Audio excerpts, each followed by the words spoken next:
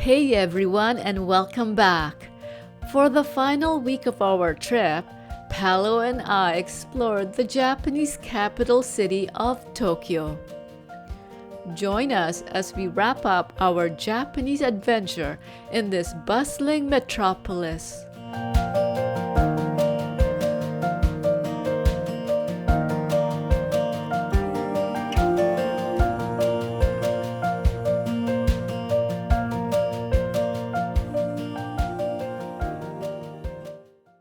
But before we get any further, if you haven't yet seen the first 4 episodes of the Autumn in Japan series, I'll add the links in the description. Initially, I was solo traveling along the Hokuriku region with my Hokuriku Arch Pass, having amazing experiences visiting Nagano, Matsumoto, Takayama, Shirakawa-go, and Kanazawa. When Paolo joined me in Kyoto for the rest of the trip, we were out and about, rushing from timeless temples and shrines, from narrow alleyways to the rustle of bamboo in Arashiyama, and spending our last night at the autumn illumination at the iconic Kiyomizu-dera Temple. After Kyoto, we based ourselves in Osaka, taking in the electric Dotonbori district, a sensory overload of neon lights and the famous Glico Running Man sign. Finishing up, way up, on the awesome observation deck at the Umeda Sky Building. And with our Kansai Hiroshima Pass, we took day trips. First to Nara, where Paolo squeezed himself through the Pillar Hall, at the Daibutsu-den, the Great Buddha Hall. The next day, we took the train to Himeji and toured its majestic castle. From here, the ropeway transported us to the Mount Shosha Temple Complex, used as a major filming location for the Hollywood movie The Last Samurai. After Kyoto, we took Japan's fastest, speediest bullet train, the Nozomi, to spend 4 days in Hiroshima, the site of the first ever atomic bombing on a civilian population. The following day, we boarded the ferry to visit Miyajima Island, also known as Itsukushima, where we visited the iconic site of Itsukushima Shrine and the floating torii gate. We also rented a car and drove to Mitaki-dera Temple, located on a hill at the base of Mount Mitaki in the northwest area of Hiroshima, enjoying the peace and quiet of an autumn morning. Then we drove outside the city to Iwakuni to walk along its famous landmark, the Kintai Bridge, an elegant wooden arch bridge spanning the Nishiki River with 5 graceful arches. On our final day in Hiroshima, we visited the Peace Memorial Museum and Park, a somber day to reflect on the catastrophic event that caused unimaginable suffering. Now, on to Tokyo.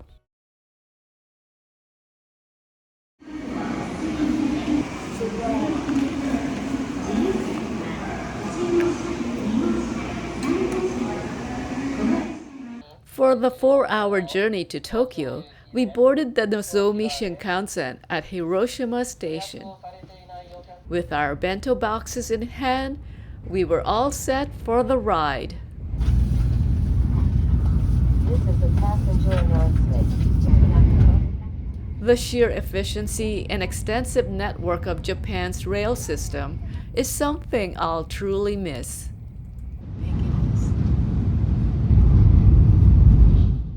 We have seen countless images of Mount Fuji, but when it finally appeared, its immense scale was breathtaking. It's one of those sights you truly have to see to believe.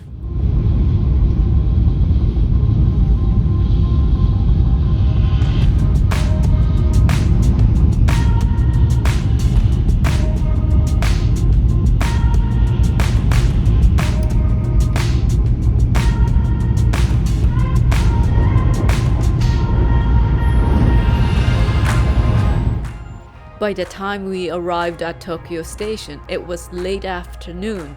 Then after taking the subway to Akasaka, where our hotel was, it was already dark.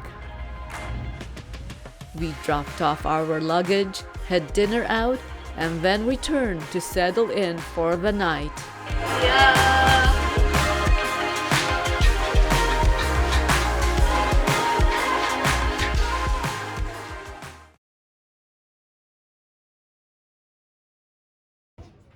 As a first-time visitor to Japan, I learned about Yanaka Ginza during my research and wanted to add it to our Tokyo itinerary.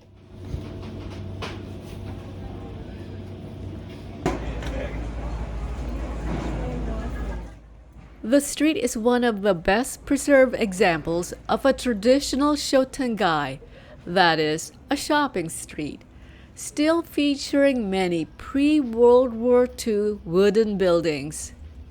Due to a historical stroke of luck, the area largely escaped the devastating air raids of World War II. Yanaka is situated on the city's older northern edge, and its mix of residential and minor commercial buildings was not a primary target. Yanaka's survival means that the low-rise wooden storefronts and narrow alleys that characterized the traditional shotengai were preserved, while other similar districts were burnt down and later redeveloped with modern concrete structures.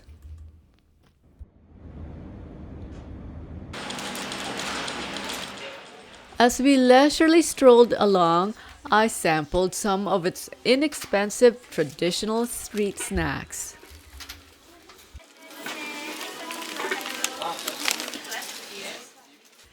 And bought a couple of chopstick holders at a small shop selling everyday housewares and supplies.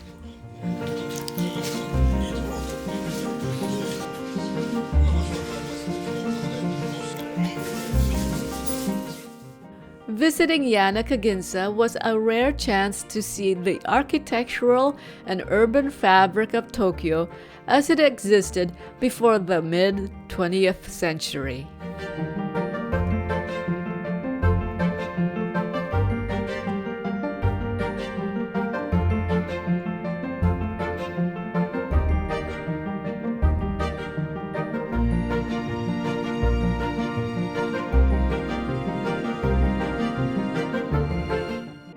From Yanaka Ginza, we made our way to Tokyo's historic Asakusa district, home to the famous Senso-ji temple, and set against Tokyo Skytree, one of the world's tallest towers.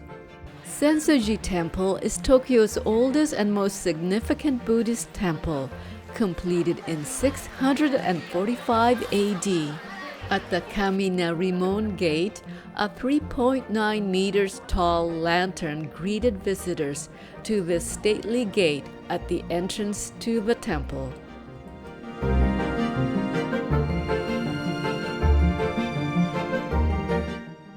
The approach leading up to the main temple gate is called Nakami's, and this 250-meter shopping street was quite packed. It felt like a slow-moving queue as we took in the vendors selling traditional sweets and snacks, souvenirs and temple goods such as prayer beads and incense. We escaped to the observation deck of the nearby Asakusa Culture Tourist Information Center, where we had a good vantage point to check out the temple from above. Senso-ji Temple has been knocked down and rebuilt many times over the centuries, including getting hit badly in World War II. From here, there was a good view of Tokyo Skytree and the partially obstructed view of the Asahi Flame sculpture on top of the Asahi Brewery's headquarters.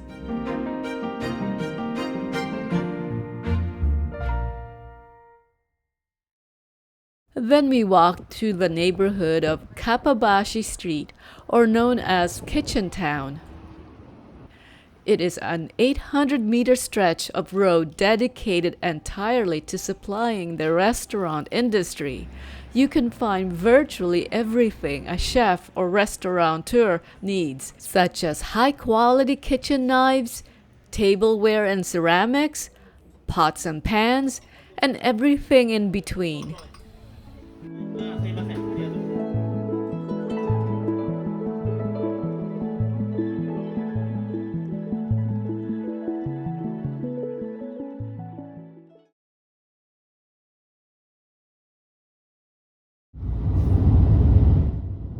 Given our limited time in Tokyo, we decided to pay for a minivan tour to transport us to the popular tourist spots along Mount Fuji.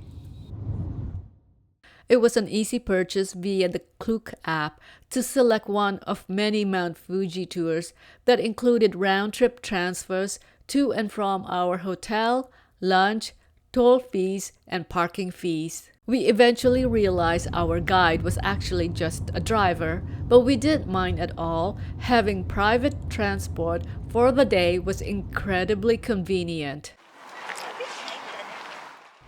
Our first stop was Mount Fuji. The path to the viewing platform was bordered by trees radiating brilliant autumn colors. Under bright blue skies, Mount Fuji's snow-capped peak was spectacular to behold.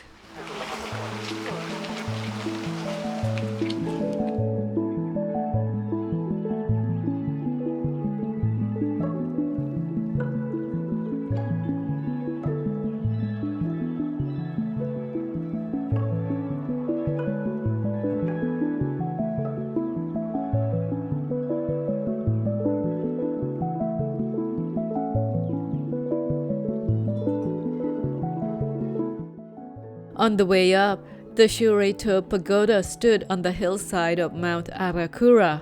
At the viewing platform, there were already quite a number of visitors vying for the best viewing angles for one of the most famous and recognizable photography spots in all of Japan.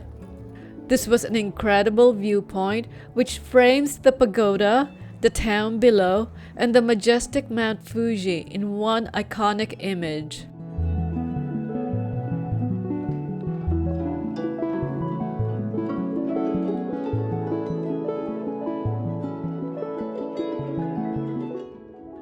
After taking our selfies with Mount Fuji in the background, we made our way down the path, but this time taking it a bit slowly to admire the autumn colors. The concrete staircase is known as Sakuya Hime Stairs, named symbolically for the goddess of Mount Fuji. There are 398 steps, and this number is symbolically chosen because the digits 398 can be read in Japanese as Sakuya, which is a settled homage to the Shinto goddess of Mount Fuji and cherry blossoms.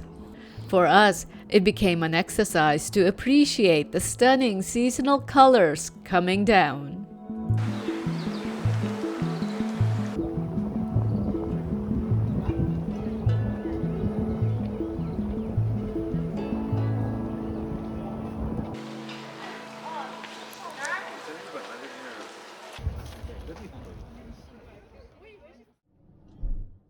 Our second stop was in Fujiyoshida City, not at the famous but very crowded Honshu Street, but just off to another side street.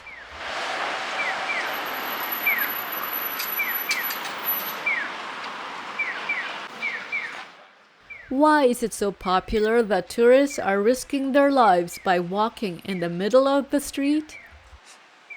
With Mount Fuji perfectly framed in the middle, the view is distinctly urban, framed by storefront signs, lanterns, and overhead electric wires, giving it a mid-20th century vibe.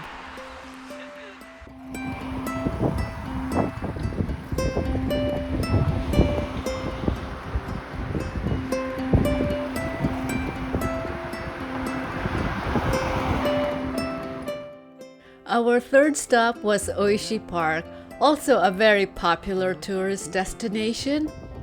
Located on the northern shore of Lake Kawaguchiko, Oishi Park also offers an unobstructed view of Mount Fuji.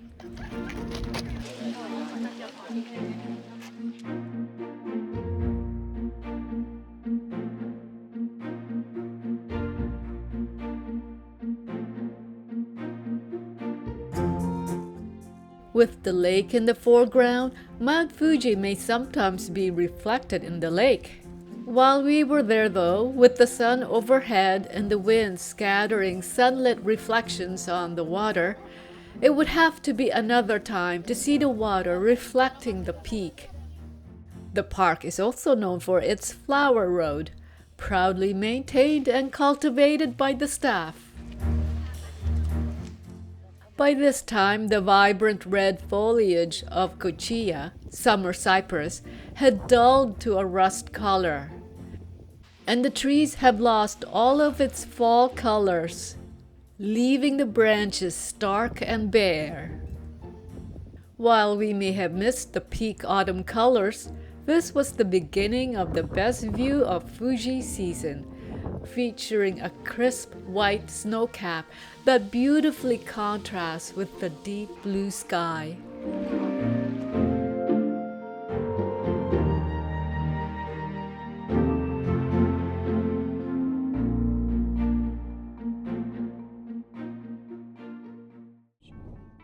We're on our way to our next stop. What's interesting about this area is no matter where you drive, Mount Fuji dominates the surrounding.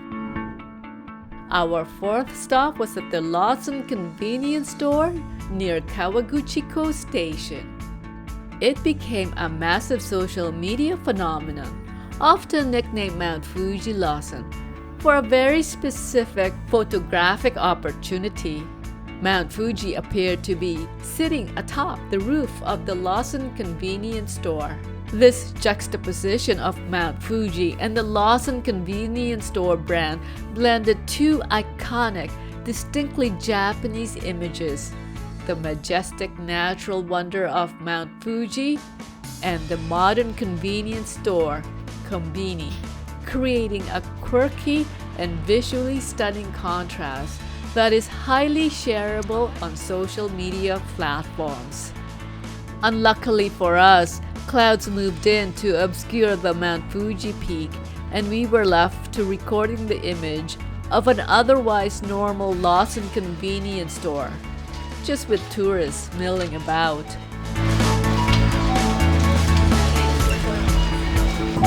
Inside the famous Lawson convenience store.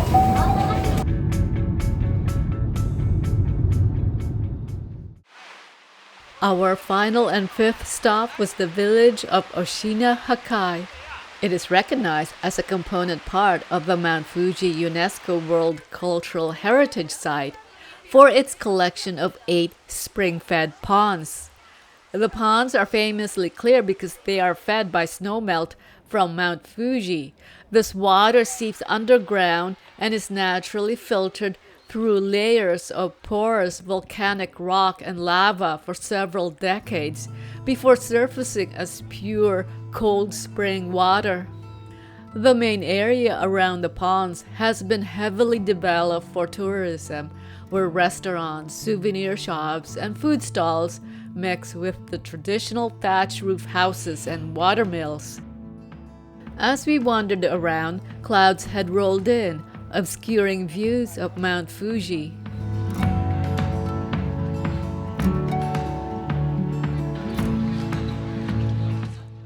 Then it was time to get back in the minivan and get settled in for the 2-hour ride back to Tokyo.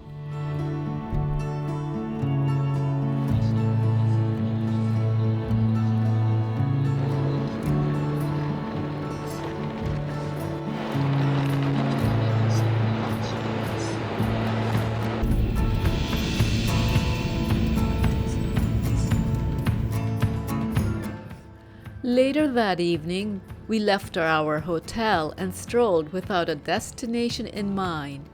We soon stumbled right into Tokyo Midtown in Roppongi, which was lit up like a massive light show. It turned out to be the annual winter illumination, a totally unexpected and cheerful highlight of our walk.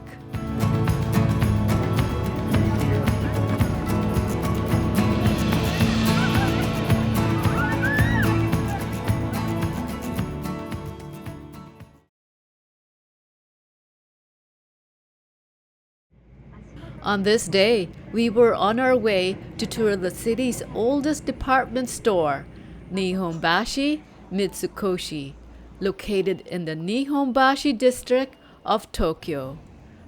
For over 350 years, a store had stood in this location. In 1673, the store's history began with a kimono shop. In 1904, it became Japan's first modern-style department store. In 1914, the current main building was constructed in Renaissance-style architecture. It included Japan's first escalator and elevator, and the iconic lion statues at the main entrance.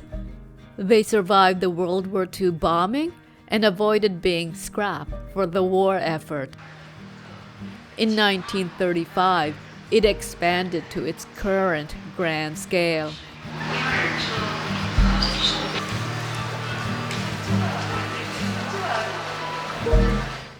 The central hall features a marble atrium and the statue of Magokoro, goddess of sincerity, which symbolizes the store's philosophy of genuine service. A hidden gem was the rooftop garden, featuring a well-manicured garden and pond, and a bonsai store to shop for bonsai trees and pots. The autumn foliage reflected beautifully on the pond's surface. An open space with tables and chairs was set aside to provide shade and shelter.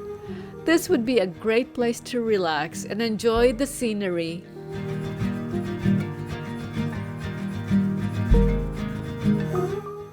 From Nihombashi Mitsukoshi, we walked over to Tokyo Station and found a sushi cafe to have lunch. Afterwards, we cut across Tokyo Station towards the Marunouchi's exit to walk towards the Imperial Palace. For several days during Tokyo's peak autumn foliage season, the Imperial Palace opened a part of its grounds, specifically Inui Street, to the public to enjoy the autumn foliage. The public opening started in 2014 to commemorate the 80th birthday of Emperor Akihito. It has since become a biannual tradition held during the peak seasons of cherry blossoms in spring and of fall colors in autumn. We strolled along the grounds, admiring nature's beauty along with many visitors.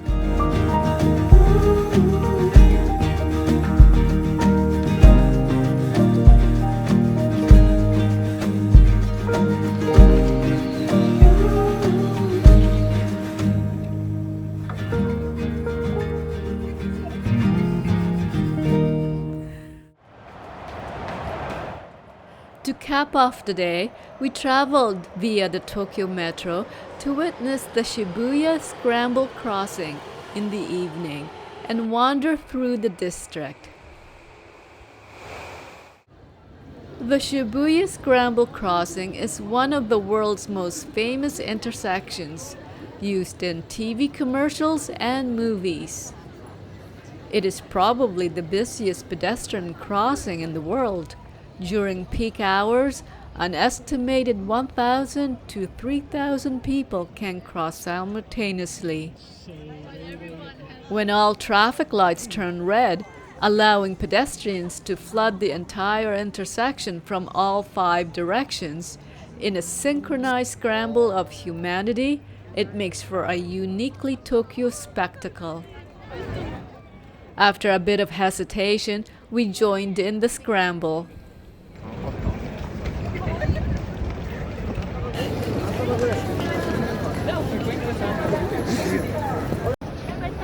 Hey, let's not get lost. Survived.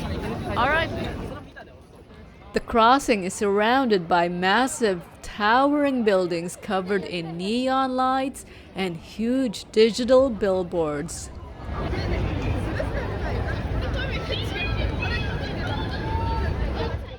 We then went up to the 17th floor cafe in a building called Shibuya Scramble Square.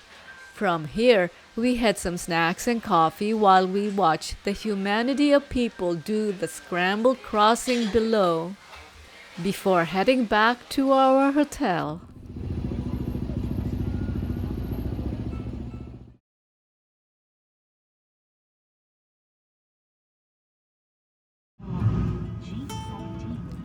We were on the Ginza subway line heading for Orange Street in Asakusa. This area is just off the main path leading to the Senso-ji temple.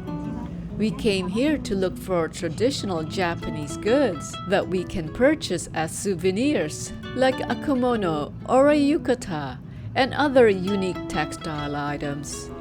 Apparently, this area is well known for vintage kimono shops and various craft boutiques and general stores selling Japanese goods and souvenirs. When we exited from the subway, we stumbled upon the famous Asakusa Underground Street, Asakusa Chikagai. We were completely unaware of the existence of this underground retail space. It was located directly beneath Asakusa Station, connecting to the Ginza subway line and the Ekimi's department store building. We learned later that it was historically significant as the oldest existing underground shopping mall in Japan, having opened in the 1950s. It is famous for its distinct Showa-era retro charm, pre-1989. It has a raw, slightly gritty, and nostalgic time capsule feel with low ceilings, exposed pipes, and old-school signage. It contains a mix of small, unique shops and eateries, including popular stand-up soba and udon stalls, yakisoba restaurants, izakayas, fortune tellers, and vintage shops. When we were there, it was still a bit early, and some of the stores and restaurants and bars were closed.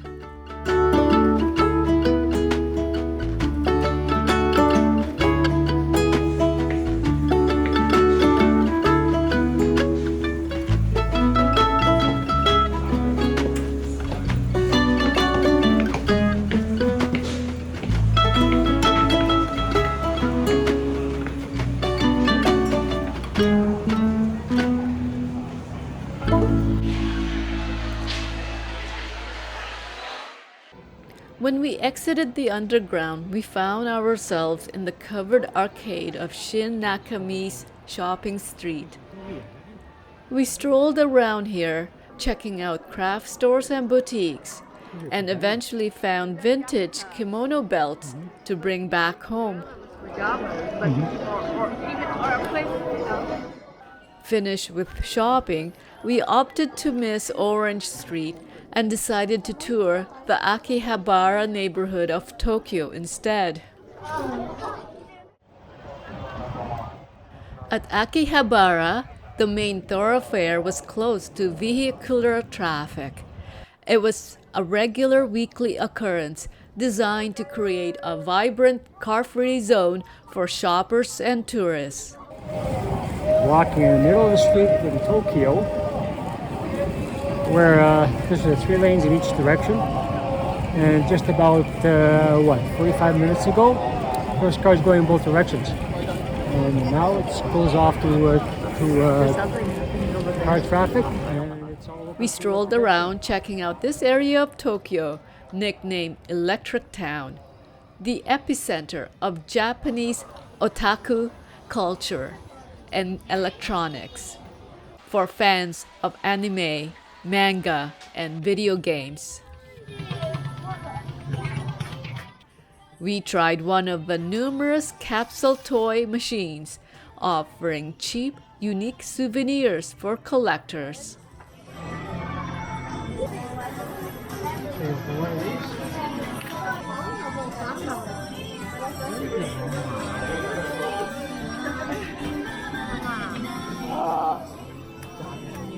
Okay. Oh! One more time. So I'm going to get rid of all my money. Just one more time. Still. Come on, Mom. Go for the same one? Yeah.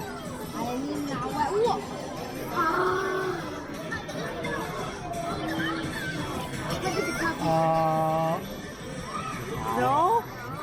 Oh! It took too long. Oh! But that means I can't control.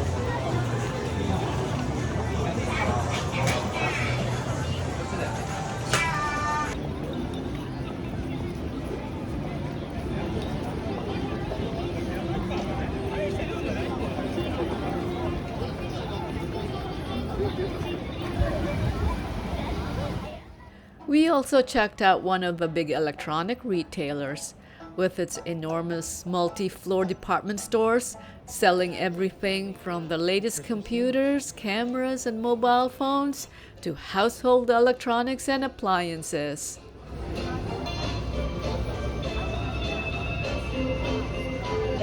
We offer a wide range of products, including cameras, watches, computers, gaming consoles, toys, audio equipment, smartphones, household appliances, cosmetics, and more. It was a fun outing, but when it came to sensory overload, it was up there with Osaka's Dotonbori district. Yeah. We went back to Shibuya to tour the area a bit more. After checking out the Shibuya Scramble crossing again from above, we headed to Miyashita Park looking for somewhere to eat. The name Yokocho literally means alleyway, and the space is designed to mimic the atmosphere of a post-war food and drinking street. Then we went up to the upper floors and found a quiet restaurant for a sit-down dinner.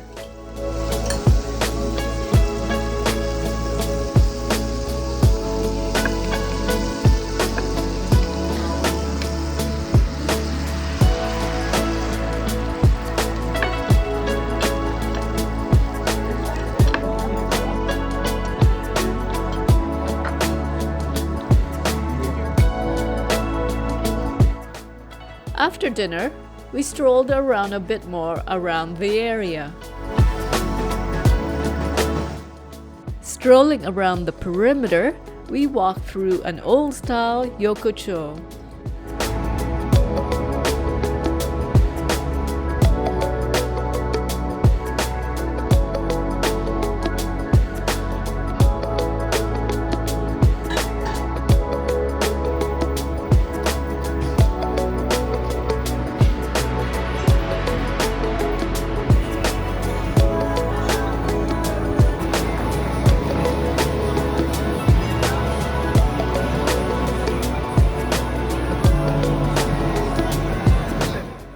Later, we capped the evening by having tea and coffee at one of the many cafes and bistros located in the area.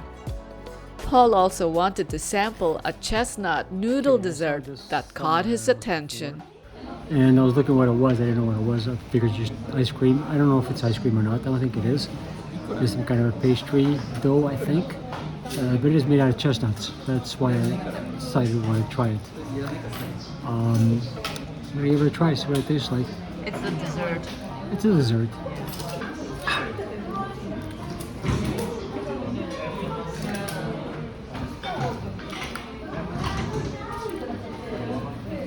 Not that sweet.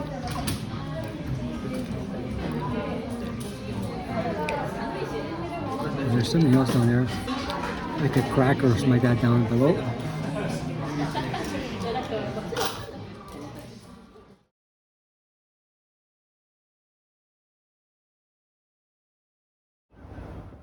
Walking distance from our hotel in Akasaka lies the Hiya Shrine, a historically significant Shinto shrine, known for holding one of the three great festivals of Tokyo from the Edo period.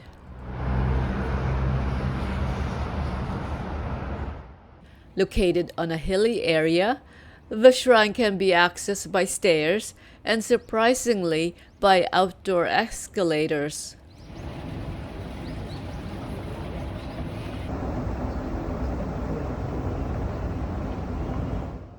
Once inside the shrine grounds, we did a quick tour around and noticed quite a number of families with young children, all dressed in formal Japanese wear, and having their pictures taken by professional photographers. Particularly popular among visitors are the path of red torii gates, the Inari Sando. This was the shrine's back entrance with the path lined by 90 bright red torii gates. The rows of gates create a dramatic tunnel-like effect, making it one of the most popular photo spots in Tokyo, often compared to the much larger Fushimi Inari in Kyoto.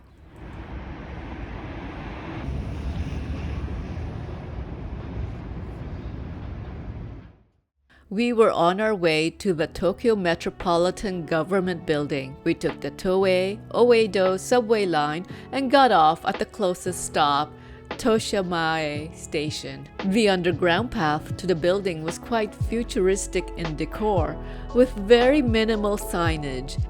But in fact, we were walking through the dedicated underground passage that led straight into the Tokyo Metropolitan Government Building.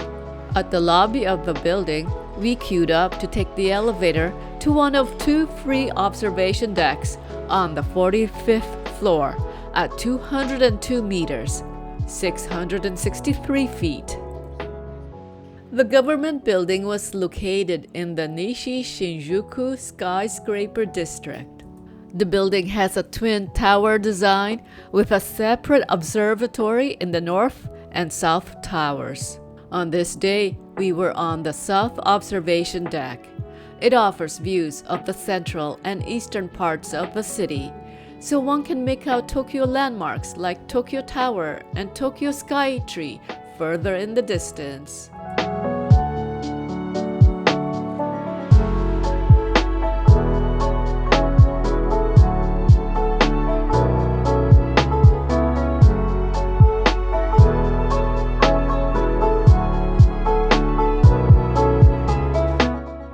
In the center of the observation deck was a cafe and souvenir shop where we stopped to browse and to order some refreshments. We walked over to the main streets near Shinjuku Station looking for a place to eat and came upon this cozy wood-paneled eatery serving traditional Japanese meals. The layout was a circular bar with stools, with the middle area set aside for preparation and cleanup.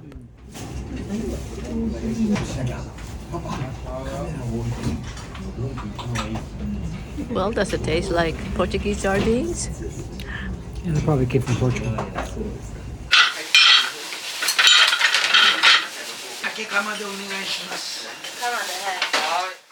The customer orders from the tablets arranged throughout.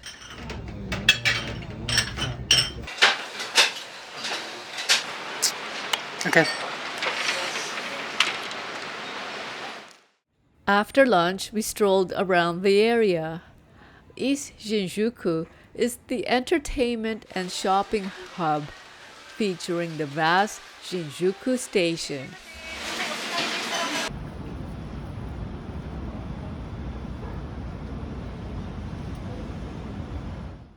We also stopped by at the Shinjuku Gyoen National Garden, which we saw from above at the observation deck of the Tokyo Metropolitan Government Building. It was closed. Disappointed, we made our way to Shinjuku Station and ended up at the East Exit Plaza, where the famous giant calico cat lives inside the digital 3D billboard.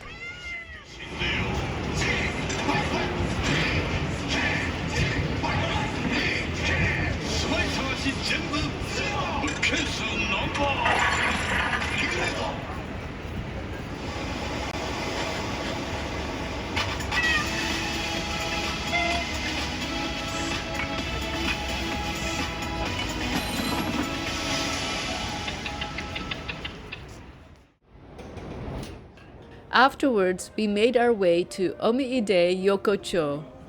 Its history began in the post-World War II period when it emerged as a black market providing food, drinks, and daily necessities to the devastated area around Shinjuku Station. Over time, these makeshift stalls evolved into permanent tiny eateries specializing in grilled skewers like yakitori or ramen shops, successfully preserving a nostalgic Showa-era atmosphere that attracts visitors today. It felt like stepping back in time. Its tight, messy, lantern-strung alleys offered a cool, nostalgic vibe.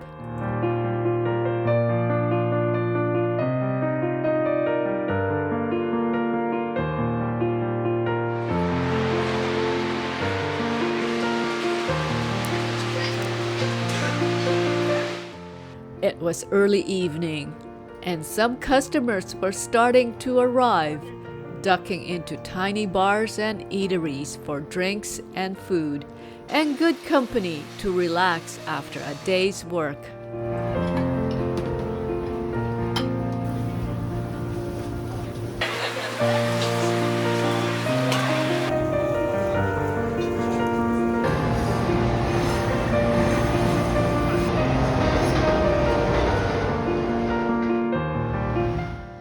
Night has fallen and Paolo and I went to the Golden Guy neighborhood, another famous nightlife spot located in the Shinjuku district.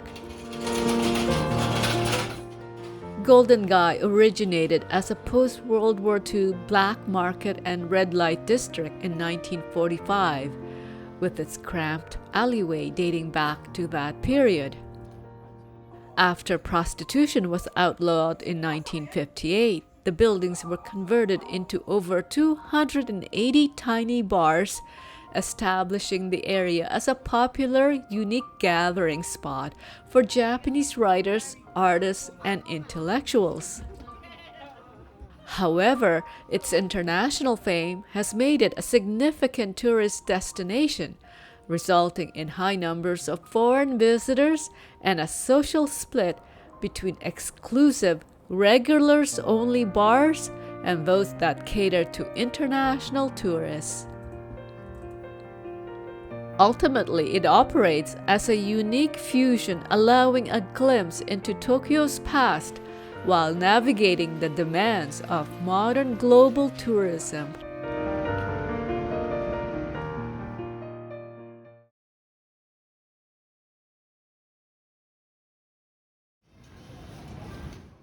It was our last day in Tokyo, or for that matter, in Japan.